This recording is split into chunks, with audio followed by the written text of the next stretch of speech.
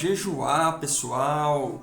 O que é jejum? Como jejuar? Será que eu estou jejuando da forma correta? Em que tempo eu devo jejuar? E quanto tempo eu tenho que permanecer em jejum? Olá, queridos ouvintes, a paz de Cristo que excede todo entendimento esteja neste momento guardando o seu coração, o seu lar e a sua família. Aqui quem vos fala é o pastor Jeremias, da IBS 128, e o assunto de hoje é jejum. Vamos falar de jejum nesse vídeo e eu tenho certeza que Deus vai fazer grandes revelações ao seu coração. Fique atento, busque o Espírito Santo. É Ele que vai nos guiar, é Ele que vai nos convencer, é Ele que vai nos dar esse entendimento. Você só precisa abrir o seu coração e pedir que Ele fale ao seu coração, à sua mente, tremendamente. Fique atento a todas as palavras. Nós vamos percorrer alguns períodos da Bíblia, desde Gênesis até o Novo Testamento, para saber qual é a maneira correta. Como é o jejum de um cristão, um servo de Deus, uma serva de Deus. E eu quero começar lendo de alguém que descreveu a crucificação de Jesus muito melhor do que os 4 evangelistas juntos. Alguém que viveu 700 anos antes da crucificação de Jesus, mas foi um profeta iluminado. Ele é considerado o profeta que mais falou de Jesus no Velho Testamento. Isaías, capítulo de número 58. Eu quero que você preste bastante atenção nas palavras proféticas deste homem. Escute bem. Este o jejum que eu escolhi, que o homem um dia aflige a sua alma, incline a sua cabeça como um junco e estenda debaixo de si saco e cinza? Ele fazendo uma pergunta: é isto o que chamas de jejum e dia aprazível ao Senhor? Não é este o jejum que escolhi? Que soltes as ligaduras da impiedade, que desfaça as ataduras do jugo e que deixes livre os quebrantados e despedace todo o jugo? Não é também que repartas o teu pão com o faminto e recolhas em casa os pobres desterrados? Vendo o nu, o cubras e não te escondas o teu próximo? Então romperá a tua luz como a alva, e a tua cura apressadamente brotará, e a tua justiça irá diante de tua face, e a glória do Senhor será a tua retaguarda. Então clamarás ao Senhor, te responderá, gritarás e ele dirá: eis-me aqui. Se tirares do meio de ti o jugo, e o estender do dedo, e o falar iniquamente, e se abrires a tua alma ao faminto, e fartares a alma aflita, então a luz nascerá das trevas, e a tua escuridão será como o meio-dia. Olha que palavras tremendas desse profeta Isaías. Primeiro ele faz as perguntas, e ele fala de um verdadeiro jejum. Porque, irmãos, não adianta você afligir a sua alma, martirizar o seu corpo, se você não exerce a piedade, a justiça, a misericórdia, a fé. Então, uma coisa está intimamente relacionada com a outra. Em todo o período da Bíblia, nós vamos ver essa palavra jejum em destaque, e cada um com uma causa específica. Por que jejuar? Por que jejuamos? Por que Jesus jejuou? Você vê ali, por exemplo, em Lucas capítulo 4, do 1 ao 13, você vai ver ali Jesus, ele sendo conduzido pelo Espírito ao deserto. Então você vai ver algumas palavras semelhantes. Por exemplo, Ezequiel, ele foi conduzido no Espírito. Jesus, ele foi conduzido pelo Espírito. Então você percebe que ele estava de corpo presente, ele foi guiado e foi levado lá no deserto, onde ele ficou 40 dias e 40 noites jejuando. Irmãos, eu quero falar de alguns jejuns, mas antes de falar de 3 jejuns que de extrema importância para a nossa vida espiritual. Eu quero falar também de um outro jejum que foi um marco na história. Irmãos, esse primeiro jejum, descrito lá no livro de Esther, no capítulo 4, no verso 16, ou melhor, em todo o livro de Esther, você vai ver ali, logo nos primeiros capítulos, uma trama diabólica para aniquilar o povo judeu que estava ali naquela terra, longe da sua terra, que eles estavam num período de cativeiro, eles estavam longe da sua pátria, mas ali naquela terra, a rainha Esther, ou seja, ela foi um instrumento de Deus ali para livrar o povo de Israel de uma sentença de morte. Quando chegou aos seus ouvidos de que o povo de Israel já tinha recebido a marca, o selo, o carimbo, a assinatura do rei, para que eles fossem aniquilados, diz a Bíblia que Esther, ela reuniu com as suas servas, ela apregoou um jejum ali, um jejum radical. Foi um jejum de 3 dias e 3 noites. Foi um jejum em que ela não comeu, juntamente com o pessoal no qual ela delegou isso, não comeu e nem bebeu nada durante 3 dias. E qual foi o objetivo? Para que Deus livrasse o seu povo, a sua vida, dessa sentença de morte.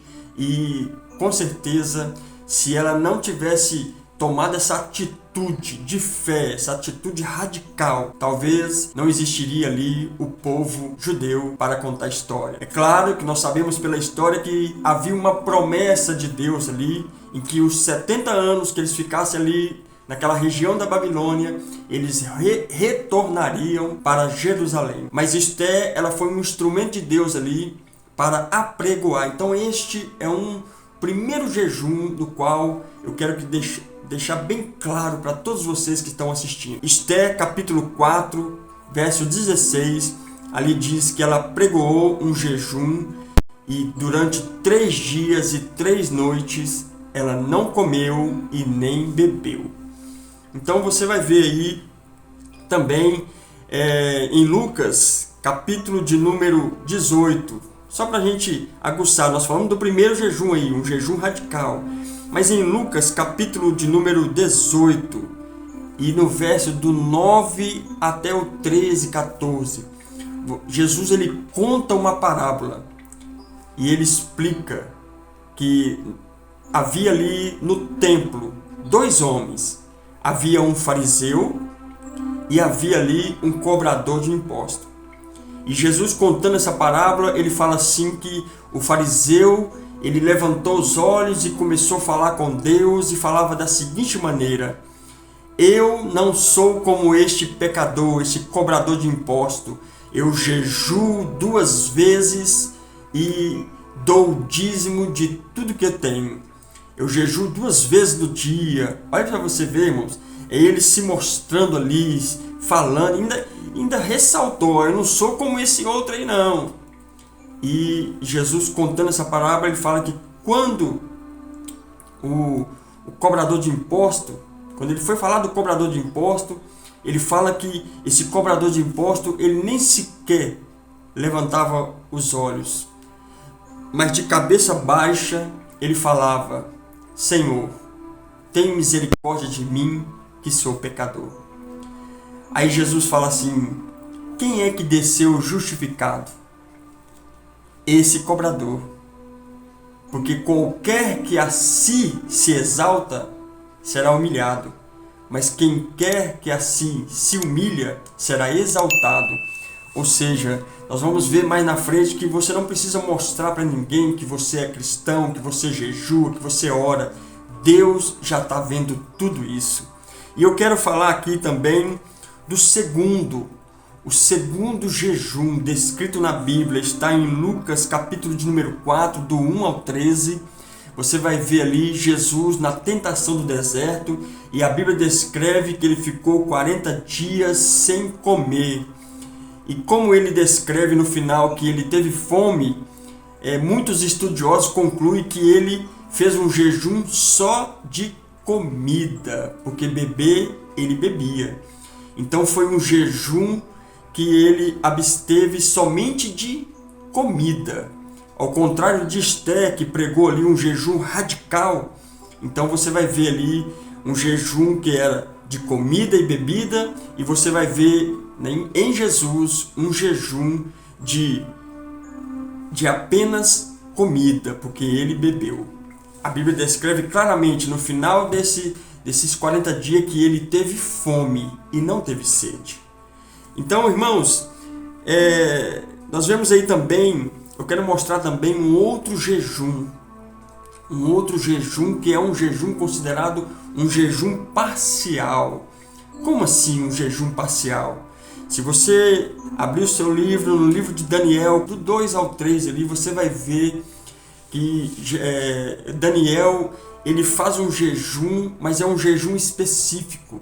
Não era um jejum radical e não era um jejum só de comida e com bebida, mas era um jejum parcial. Ele se privou de alguns manjares, ou seja, sabe aquela comida que é o seu fraco? Sabe aquele salpicão, aquela lasanha, aquela macarronada, aquela bolonhesa? Eu não sei qual é o seu prato preferido, mas Daniel, ele fez esse jejum, ou seja, durante 3 semanas ele fez um jejum parcial. E eu quero também ressaltar, irmãos, sobre esse jejum, porque às vezes a pessoa está tomando um medicamento, não pode parar com o medicamento, e se ela colocar a ideia de fazer um jejum absoluto, é um risco. Deus não quer esse tipo de sacrifício. A sua morte não vai glorificar a Deus.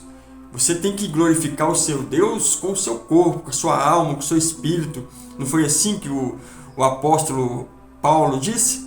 Rogo-vos, irmãos, que apresenteis os vossos corpos como sacrifício vivo, santo e agradável a Deus, que é o vosso culto racional. Então nós vimos aí, vamos recapitular. Primeiro jejum, Esté capítulo 4, verso 16, jejum radical. Se você tem condições, o conselho é não ultrapasse mais do que 2 dias, irmãos. Seria muito sério. Mas é um jejum descrito na Bíblia radical. Quer saber de um jejum radical? Dá uma lidinha lá em Esté, capítulo número 4, verso 16. Segundo, em Lucas, capítulo 4, do verso de 1 ao 13, você vai ver a tentação do deserto, Jesus ali fazendo um jejum apenas de comida. Ele não comeu durante 40 dias, mas ele bebeu. Ele bebeu água. E nós vamos ver aqui em Daniel, capítulo de número 10, do 2 ao 3, um jejum parcial. Talvez aquelas pessoas que querem fazer mais tempo de jejum, talvez seja um jejum mais recomendável, mais seguro, né? De todas as formas, é um jejum. Você tem que escolher aquele jejum que mais você se adapta, mais você... Não estou falando para você fazer um jejum mamão com açúcar, né? Aquela coisa muito leve, mas escolha um de acordo com a sua estrutura, com o seu... se você toma algum medicamento, tome muito cuidado. Por isso que a Bíblia deixou aí para você escolher qual jejum que vai encaixar direitinho aí na sua performance, vamos melhor dizendo. Então, em Mateus capítulo de número 17, ali conta uma história interessante. Quando Jesus estava descendo do monte, ele se depara com a confusão e um pai ali preocupado, falando que queria que os discípulos expulsassem o demônio daquele menino, um menino epilético, e eles não conseguiram. Jesus chega, repreende todos que estão ali à volta e fala: ó geração incrédula, até quando estarei convosco? E ele expulsa aquele demônio vai embora, e ele conclui no capítulo 17, do verso 21, essa casta de demônio não sai a não ser com jejum e oração. Aí eu te pergunto, de repente você está saindo de uma festa, você comeu fartamente, e você se depara com uma situação em que há um demônio ali que só sai por meio de jejum e oração. O que você faz? Você vira para o demônio e fala assim, ó, espera aí que eu vou ficar uns 2, 3 dias sem comer. Não é assim que funciona, irmãos. De repente o que significa você ser uma pessoa de jejum e oração? É porque aquilo se tornou uma prática na sua vida. Porque de repente você sai de um restaurante, mas você se depara com uma situação como essa, mas a sua vida já se tornou um estilo de vida. O jejum e oração na sua vida já é um estilo de vida e você já carrega aquilo por muito tempo. Você não faz um negócio aleatoriamente, uma vez na vida, outra vez na morte, não. Então, quando você se depara com a situação, com certeza Deus vai te usar tremendamente para expulsar esse demônio em nome de Jesus. Não se expulsa nada sem nome de Jesus, mas Jesus deixou bem claro que a casta de demônios que só sai por meio de jejum e oração. Então eu falei aí, deixei aí descritos aí 3 tipos de jejum, e é claro, irmãos, que algumas maneiras como essa parábola que Jesus contou, por exemplo, lá em 1 Reis 21, 9, que fala de um jejum que foi apregoado, mas foi um jejum malicioso, porque a intenção era matar alguém. Então, este homem que estava no templo, que Jesus contou uma parábola, ele foi prepotente, ele queria se exaltar, e Deus não quer isso. Agora eu quero mostrar na íntegra, talvez seja um dos últimos versículos, mas o que é o jejum direto das palavras do Senhor Jesus? Eu quero ler juntamente com os irmãos, está em Mateus capítulo de número 6, preste bastante atenção, como que é esse jejum? Porque os fariseus faziam o jejum, irmãos, era terrível, eles eram terríveis. Eles queriam mostrar, já viu aquela pessoa que quando faz jejum, ela atrapalha o cabelo, quebra o seu semblante, e as pessoas olham para ele, sabem que ele está sem comer, e sabem que ele está jejuando, e fica aquelas conversas paralelas, fulano é espiritual mesmo, hein? Sabe, isso para Deus não tem significado nenhum. Olha o que diz nas palavras do próprio Senhor Jesus em Mateus capítulo de número 6, verso de número 16. Quando jejuardes, não vos mostreis contristados como os hipócritas. Quando você jejuar, não fique triste, fique alegre, demonstre alegria. Olha para você ver. Pois eles desfiguram o rosto para parecer aos homens que jejuam. Em verdade vos digo que já receberam a sua recompensa. Olha para você ver o que Jesus está falando. Jesus está falando que aquelas pessoas, algumas pessoas quando jejuavam, eles caíam o semblante, mostravam-se contristado e desfiguravam o seu rosto, né, para mostrar para os homens que eles eram espirituais. Esse jejum não é válido para Deus. Ninguém precisa saber que você está fazendo jejum. Só Deus, a menos que seja um jejum coletivo, você está na sua denominação, na sua congregação, aí o pastor reúne com toda a igreja e fala assim, segunda-feira vamos fazer um jejum de 6 horas da manhã às 18 horas. Aí você já sabe que quem é espiritual, quem é obediente, você sabe que toda a igreja vai estar em jejum e oração. E por um lado é até bom, né? Porque você não vai ser instigado por nenhum dos irmãos. Eu fiz tal coisa, eu fiz tal prato, eu fiz isso, eu fiz aquilo outra. Foi um jejum coletivo, numa causa específica, em prol da igreja, em prol da vida espiritual, em prol de alguma causa na justiça, ou algum desafio que estão enfrentando. Mas pense bem, você precisa fazer um jejum com uma causa que só Deus sabe. Você não quer contar para ninguém. Você confidenciou apenas com Jesus. E você entra num propósito de jejum e oração. Aí Deus está falando assim, tu, porém, quando jejuares, unge a cabeça, lava o seu rosto, para não parecer aos homens que jejuam, mas a teu Pai que está em secreto, e teu Pai que está em secreto, Ele te recompensará. É Ele que vai te dar a recompensa. Então, qual é a melhor forma de jejuar? Se é um jejum pessoal, só você, então ninguém precisa saber do seu jejum. Ninguém precisa saber que você está fazendo jejum. Use estratégia. Pede a Deus que te dê estratégia para que você não precise se mostrar para ninguém. Então, quando você jejuar, faça um jejum secreto. Não demonstre para ninguém. Esse é o verdadeiro jejum que Deus pede de cada um de nós. Então, você está afligindo a sua alma, você está afligindo a sua carne. Você, de vez em quando, precisa fazer isso.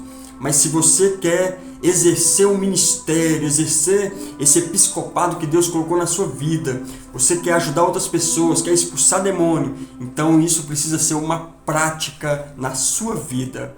Escolha uma dessas opções. Olha para você ver. Essa quarta opção que diz lá em 1 Coríntios 7:5, por exemplo, em Daniel, quando você abrir lá em Daniel capítulo 10, você vai perceber ali que ele fez um jejum e ele nem perfume ele usava. Ele se privou de perfume. Já em 1 Coríntios 7:5, eu não sei se posso colocar isso como um jejum, mas o que em 1 Coríntios 7:5 diz? Não vos defraudeis um ao outro, a não ser por consentimento mútuo, para vos aplicardes à oração. Ou seja, está falando da prática sexual. Você que é casado, você que é esposa, você que é marido, de repente você, mulher, quer fazer um jejum e você vai ficar um período, sem intimidade com o seu parceiro, com o seu marido.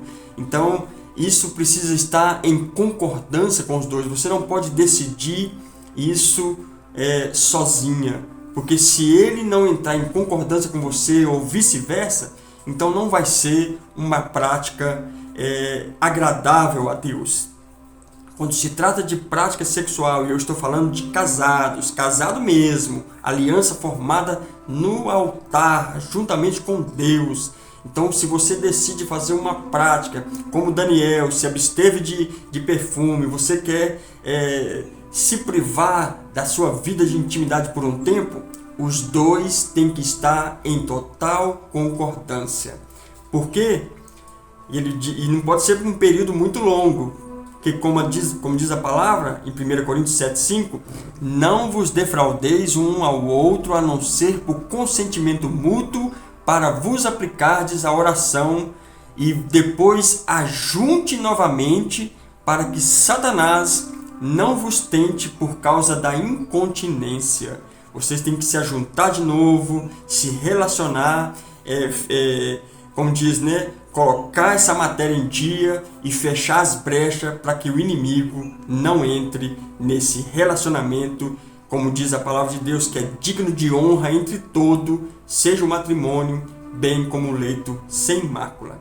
Então tá aí algumas palavras de 1 Reis, Zacarias, Esther, em Esdras. Olha pra você ver, Esdras, no livro de Esdras, está um pouquinho antes do livro de Salmos. Você vai ver ali no capítulo 8, no verso 21, ele apregoa um jejum ali. E qual era o objetivo?